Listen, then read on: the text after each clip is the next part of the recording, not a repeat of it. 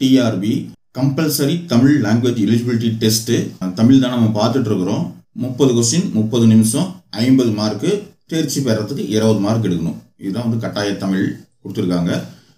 நம்ம 10 வீடியோ போட்டிருக்கோம், பார்க்காதவங்க பாருங்கள், லைனாக பார்த்துட்டே வாருங்க. ஒரு நோட்டு எடுத்துக்கோங்க, நோட்டில் சொல்கிறத எழுதிக்கோங்க. முக்கியமான பாயிண்ட் தான் நம்மளே சொல்கிறோம், அதனால் எதுவுமே விடாமல் நீங்கள் நோட்டில் எழுதிட்டே வாங்க. டெய்லி 1 மணி நேரம் தமிழ் படிங்க போதும். அதே சிலபஸ் வந்து 10ஆம் வகுப்பு தமிழ் தான் மெயினாக கொடுத்துருக்காங்க. அதனால் 10ஆம் வகுப்பு புத்தகத்தில் இருந்து தான் கொஸ்டின் வரும். தைரியமாக நீங்கள் 10ஆம் வகுப்பு புத்தகத்தை தரவாக படிச்சிருங்க. கண்டிப்பாக 50-20 மார்க் ஈஸியாக எடுத்துகிட்டு போயிட்டே இருக்கலாம். 10ஆம் வகுப்பு புத்தகத்தில் இயல் 1 தேவநாய பாவாணருடைய தமிழ் சொல் வளம் அதான் பார்த்துட்டு இருக்கிறோம் லைனாக. இன்னைக்கு வந்து நம்ம 2 ஹெட்டிங் தான் பார்க்க போகிறோம். கெட்டுப்போன காய்கனி வகை 1, 2வது பழத்தோல் வகை. இது 2ம் பார்த்துட்டா முடிஞ்சு. நோட்டில் எழுதிக்கோங்க. ஒரு சொல்கிறதெல்லாம் அப்படியே லைனாக எழுதிட்டு பாயிண்டாக எழுதிட்டு வாங்க, சரிங்களா? இப்போ கெட்டுப்போன காய்கனி வகை ஃபஸ்ட்டு. கெட்டுப்போன காய்கனி வகை கெட்டு போச்சுன்னா நம்ம கெட்டு போச்சு அப்படின்னு சொல்லி சொல்கிறோம். தக்காளி கெட்டு போச்சு அப்படின்னு சொல்லி சொல்கிறோம். தக்காளி அழிவிடுச்சுன்னு சொல்லுவோம் இல்லைங்களா? ஸோ அந்த மாதிரி அதுக்கு தமிழில் ஒவ்வொன்றுத்துக்கும் ஒவ்வொரு பேர் இருக்குது அப்படின்னு சொல்லி தேவநாய பாவாணர் அவர்கள் சொல்லியிருக்காரு. ஃபஸ்ட்டு பார்த்தீங்கன்னா சூம்பல், அதாவது காயில் பார்த்தீங்கன்னா அந்த நுனியில் மட்டும் சுருங்கி போயிடும் அல்லது கெட்டு போயிடும். ஸோ காயினுடைய நுனியில் சுருங்கி போச்சுனாவோ கெட்டு போச்சுனாவோ அதுக்கு பேர் சூம்பல் அப்படின்னு சொல்லி பேர். சூம்பல்னு போட்டு நுனியில் சுருங்கிய காய் அப்படின்னு சொல்லி போட்டுக்கோங்க. இல்லை காய் நுனியில் கெட்டு போச்சுன்னா அல்லது ஏதாவது ஒரு பகுதியில் மட்டும் காய் கெட்டு போச்சுன்னா அந்த மாதிரி எழுதிக்கோங்க. சூம்பல் அப்படின்னு சொல்லி எழுதிக்கோங்க. சூம்பல்னா காயினுடைய நுனியில் சுருங்கி போச்சுன்னா அல்லது கெட்டு போச்சுன்னா சூம்பல். 2வது பழமே அப்படியே சுருங்கி போயிடும். பழம் அப்படியே சுருங்கி தண்ணியெல்லாம் வற்றி இதாகிடும். அந்த மாதிரி சுருங்கிடுச்சு அப்படின்னா அதுக்கு பேர் சிவியல்னு பேர். பழம் அப்படியே சுருங்கிய பழத்துக்கு பேர் சிவியல் ஞாபகம் வச்சுக்கோங்க. சிவியல் பழம் சுருங்கி போச்சுன்னா சிவியல். உங்களுக்கு நல்லா மனப்பாடம் ஆகணும், நல்லா புரியணும், அந்த வார்த்தை திரும்ப திரும்ப மனசில் பதியணும், மூளையில் பதியணுன்றதுக்காக தான் ஒரே வார்த்தையை திரும்ப சொல்கிறேன். என்ன ஒரே வார்த்தையை திரும்ப சொல்கிறேன்னு தயவு செஞ்சு தப்பாக நினச்சிக்காதீங்க. நீங்கள் வீடியோ பார்த்தோன்னே அப்படியே மனப்பாடம் ஆகிடணும். திரும்ப நீங்கள் வீடியோ பார்த்துக்கணும், திரும்பி படிக்கிறதோ முடியாது உங்களால். அதனால தான் திரும்ப சொல்லும்போது அப்படியே மனப்பாடம் ஆகிடும். அதுக்காக தான் திரும்ப ஒரே வார்த்தையை 5-6 முறை சொல்கிறது, சரிங்களா?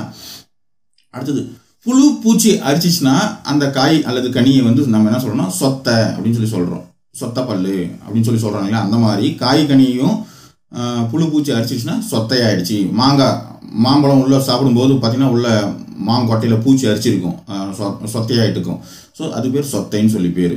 சூடுனால பயங்கர வெயில் சூடு அல்லது சூடு பட்டு வந்து அந்த பழத்தினுடைய பிஞ்சிலேயே அது வந்து பார்த்தீங்கன்னா பழுத்துரும். அதுக்கு பேர் வந்து வெம்பல்னு பேர். சூட்டுனால பழுத்த பிஞ்சு பார்த்தீங்கன்னா வெம்பல் அப்படின்னு சொல்லி. வெம்பல்னா வெப்பத்தினால பழுத்தது வெம்பல்.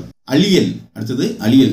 பள்ளி, அதாவது ஸ்கூலுக்கு போகிறோம் இல்லைங்களா, அந்த பள்ளி, அந்த இல்லு அரசினர் மேல்நிலை பள்ளின்னு சொல்கிறோம் இல்லைங்களா, அந்த அழியல், சரிங்களா? அழியல் அப்படின்னா என்னன்னா குழுகுளுத்த பழம் வந்து நல்லா அப்படியே கெட்டு போச்சு, குளுமையினால கெட்டு போச்சு, வெயிலுக்கு கெட்டு போச்சுன்னு சொல்லுவோம், அதுக்கு வந்து வெம்பல். இது குளிருக்கு கெட்டு போச்சுன்னு சொல்லுவோம், அதனால வந்து அது அழியல், சரிங்களா? குழுகுளுத்த பழம். அடுத்தது அழுகல், அழுகி போச்சுன்னு சொல்கிறோம் இல்லைங்களா, அது எதுக்கு சொல்கிறோம்னா குழுகுளுத்து நாரிய பழம். அவ்வளோதான், பழம் கெட்டு போய் அப்படியே ஸ்மெல் வந்துடும். குழுகுளுத்து நாரிய பழம் வந்து என்னென்னா ஸ்மெல் வந்து நாரிய பழம் அல்லது காய் எதாக இருந்தாலும் சரி, அதுக்கு பேர் என்னன்னு பேர் அழுகல் அப்படின்னு சொல்லி பேர். அதுதான் அழுகல், அழுகி போச்சுன்னு சொல்லி சொல்கிறோம். அடுத்தது மிளகாய் இருக்கு இல்லைங்களா, மிளகாய் வந்து பதறா, அது வந்து எதுக்கும் யூஸ் ஆகாது, பதறா போச்சு அப்படின்னா அதுக்கு பேர் சொண்டுன்னு பேர். மிளகாய் பதறா போச்சுன்னா அதுக்கு பேர் சொண்டு. மிளகாய் சொண்டுன்னு போட்டுக்கோங்க. அது ஏதாவது லிங்க் வச்சு படிங்க. மிளகாய் சொண்டு அப்படின்னு மனப்பாடம் பண்ணிட்டீங்கன்னா 100 முறை சொல்லி பார்த்தீங்கன்னா வந்துடுது, அவ்வளோதான். இன்னொரு முறை சொல்கிறேன் பாருங்க. சூம்பல் அப்படின்னா நுனியில் சுருங்கிய காய். அடுத்தது சிவியல்னா சுருங்கிய பழம். சொத்தைனா புழு பூச்சி அரித்த காய் அல்லது கனி. வெம்பல்னா சூட்டுனால் பழுத்த பிஞ்சு. அழியல் அப்படின்னா குழுகுளுத்த பழம்.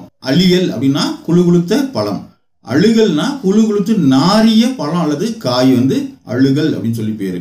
அடுத்தது வந்து சொண்டுன்னா பதறாய் போன மிளகாய்க்கு சொண்டு அப்படின்னு சொல்லி சொல்லுவோம். மிளகாய் பதறா போச்சுன்னா அதுக்கு பேர் சொண்டுன்னு பேர். மொத்தம் 7 சொல்லியிருக்கோம், இன்னும் இருக்குது. கோட்டான் உட்காந்ததுனால கெட்டு போன காய் இருக்கும், அதுக்கு பேர் கோட்டான் காய் அல்லது கூகை காய் அப்படின்னு சொல்லி பேர். கோட்டான் உட்காந்ததுனால, கோட்டான் கூகை ஆந்தை இல்லைங்களா, அது உட்காந்து அந்த பழம் கெட்டு போச்சுன்னா அதுக்கு பேர் கோட்டான் காய் அல்லது கூகை காய் அப்படின்னு சொல்லி சொல்லுவோம். தேரை அமர்ந்ததுனால கெட்டு போன காய் இருக்கும். தேரை அமர்ந்துச்சுன்னா கெட்டு போயிடும் காய். அதுக்கு வந்து தேரைக்காய் அப்படின்னு சொல்லி பேரு. தேரை அமர்ந்ததுனால கெட்ட தேங்காய், தேங்காய் மேல உட்காந்து தேரை கெட்டு போச்சுன்னா அதுக்கு பேரு அள்ளிக்காய்னு பேரு. தேரை வந்து தேங்காய் மேல உட்காந்து அழுகி போச்சுன்னா அதுக்கு பேரு அள்ளிக்காய் அப்படின்னு சொல்லி பேரு. தென்னை மரத்துல காய் கெட்டு போச்சு அப்படின்னா அதுக்கு பேரு ஒல்லிக்காய்னு பேரு. தென்னை மரத்துல அப்படியே கெட்டு போயிடும் காய், அதுக்கு பேரு தண்ணியில கெட்ட காய் ஒல்லிக்காய். தண்ணியில் கெட்ட காய் ஒல்லிக்காய். இன்னொரு மாதிரி சொல்றேன் பாருங்க. கோட்டான் உட்காந்தனால கெட்ட காய் வந்து கோட்டான் காய் அல்லது குகைக்காய். தேரை அமர்ந்தனால கெட்டு போன காய் வந்து தேரைக்காய். தேரை அமர்ந்தனால கெட்ட தேங்காய் வந்து அள்ளிக்காய். தென்னையில் கெட்ட காய் வந்து ஒல்லிக்காய். ஸோ மொத்தம் 4 இருக்குது. அடுத்தது பழத்தோல் வகை. அடுத்த ஹெட்டிங் பழத்தோல் வகை. நம்ம பழம் தெரியும், நமக்கு பழத்துல மேல தோல் இருக்குது. அந்த தோலுக்கே தமிழ்ல வெவ்வேறு பேர் இருக்கு அப்படின்னு சொல்லி பாவாணர் அவர்கள் சொல்றாரு. பழங்களுடைய மேல் பகுதியை குறிக்கிறது பழத்தோல் வகை அப்படின்னு சொல்லி சொல்றோம். அது நிறைய வகை இருக்குது. என்னென்ன சொல்லியிருக்காருன்னு பார்க்கலாம். பழத்தினுடைய தோல் ரொம்ப மெல்லிசா இருந்தா அதுக்கு பேர் தொலின்னு பேரு. தொலி, தொலி. ரொம்ப மெல்லிசா இருந்தா அதுக்கு பேரு தொலி.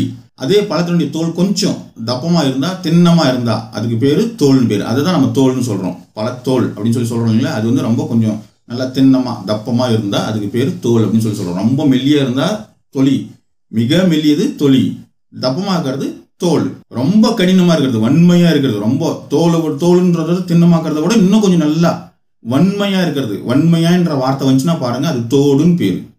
வன்மையா இருந்தா அதுக்கு பேரு தோடு. நமக்கு எக்ஸாம்ல திண்ணமா இருந்தா தோல்னு போட்டுக்கோங்க, வன்மையா இருந்தா தோடுன்னு போட்டுக்கோங்க. ஏன்னா புக்ல தான் கொடுத்துருக்காங்க, அதான் நம்ம படிக்கிறோம். அதனால ரொம்ப வன்மையா இருந்தா, ரொம்ப கெட்டியா இருந்தா அதுக்கு பேரு ஓடுன்னு பேரு. தேங்காய் ஓடு இல்லைங்களா. ரொம்ப வன்மையா இருந்தா அது உடைக்கவே முடியாது. மிக வன்மையானது அப்படின்னு இருந்தா, மிக வன்மையானது அப்படின்னு இருந்தா நம்ம என்ன போட போறோம்? ஓடுன்னு போட போறோம். ஞாபகம் வச்சுக்கோங்க. இந்த மாதிரி வார்த்தைங்க இருந்தா அதுக்கு தகுந்த மாதிரி எது பெஸ்டா மேட்ச் ஆகுதோ அதை தான் நம்ம சூஸ் பண்ணணும் பெஸ்ட் ஆன்சர்ல. சரிங்களா. மிக வன்மையானதா இருந்தா ஓடு, தேங்காய் ஓடு. சுரையின் ஓடு வந்து குடுக்கைன்னு சொல்றோம். சுரையின் ஓடு சுரக்காய் சொல்றோம் இல்லைங்களா. அது வந்து சுடுக்கை. சுரையின் ஓடு குடுக்கை, சுரையின் ஓடு சுருக்கை. தேங்காய் நெற்றியின் மேல் பகுதி மட்டை. தேங்காய் மட்டை நமக்கு தெரியும். தேங்காய் மட்டை மேல ரொம்ப தப்பமா இருக்கும், உரிக்கணும் இல்லைங்களா. தேங்காய் மட்டையை உரிக்கணும் அப்படின்னு சொல்லி சொல்றாங்க இல்லைங்களா. தேங்காய் நெற்றியின் மேல் பகுதி மட்டை அப்படின்னு சொல்லி சொல்றோம். தேங்காய் நெற்றியின் மேல் பகுதி மட்டை, அது நமக்கே தெரியும். நெல், கம்பு இதெல்லாம் வந்து அதனுடைய தோல், அதனுடைய மூடி எப்படி சொல்றோம்னா உமின்னு சொல்றோம். அது நமக்கே தெரியும். நெல் உமி, கம்பு உமி. இந்த தோலில் பார்த்தீங்கன்னா இதுவரையும் சொன்னதெல்லாம் அந்த 2024 புக்கில் இருக்குது. இப்போ 2025 புதுசாக வந்த புக்கில் இதெல்லாம் இல்லை, அந்த சிலபஸை குறைச்சிட்டாங்க. இப்போ உமி அது இல்லை. ஸோ உமி வந்து நெல் கம்புக்கு உமி அப்படின்னு சொல்லி சொல்கிறோம். அந்த மேல் தோலுக்கு அந்த மேல் மூடி, நெல் கம்பு அதனுடைய அந்த மேல் மூடிக்கு பேர் உமி அப்படின்னு சொல்லி சொல்கிறோம். இந்த கேழ்வரகு, வரகு அதனுடைய உமி என்ன சொல்கிறோம்னா கொம்மை அப்படின்னு சொல்லி சொல்கிறோம். கேழ்வரகு, வரகு அதனுடைய உமி என்னன்னு சொல்கிறோம்? கொம்மை அப்படின்னு சொல்லி சொல்கிறோம். இன்னும் ஒரே ஒரு முறை சொல்லிடுறோம் பாருங்க. தொலி அப்படின்றது மிக மெல்லியது, தோல் அப்படின்றது கொஞ்சம் திண்மையானது, தோடு அப்படின்றது வன்மையானது, மிக வன்மையானதுக்கு ஓடுன்னு பேரு. சுரையினுடைய ஓடு குடுக்கை, மட்டையினுடைய ஓடு தேங்காய் நெற்றியின் மேல் பகுதி மட்டைன்னு பேரு. நெல்லு கம்பு அதுக்கெல்லாம் வந்து உமின்னு பேரு. கொம்மை அப்படின்னா வரகு, கேழ்வரகு, வரகு கேழ்வரகு கொம்மை. மொத்தம் 8 சொல்லியிருக்கோம். நோட்டில் எழுதியிருந்தா தான் தெரியும், இல்லைன்னா ஒன்றும் புரியாது. எழுதி மனப்பாடம் பண்ணுங்க. ஒரே 1 மணி நேரம் படிங்க தமிழ். சும்மா இந்த வீடியோவை பார்த்தாவே அது 1 மணி நேரத்தில் கணக்கில் சேர்த்திக்கோங்க. ஒரு நாளைக்கு 1 மணி நேரம் படிக்கணுங்க தமிழ். ஏதாவது ஒரு அரசு பள்ளியில் முதுகலை ஆசிரியராக அமர இந்த வருஷமே அமர வாழ்த்துகள். அரசியல் பெறுவது நம்ம லட்சியம். அதை அடைஞ்சிருக்கோம். நன்றி.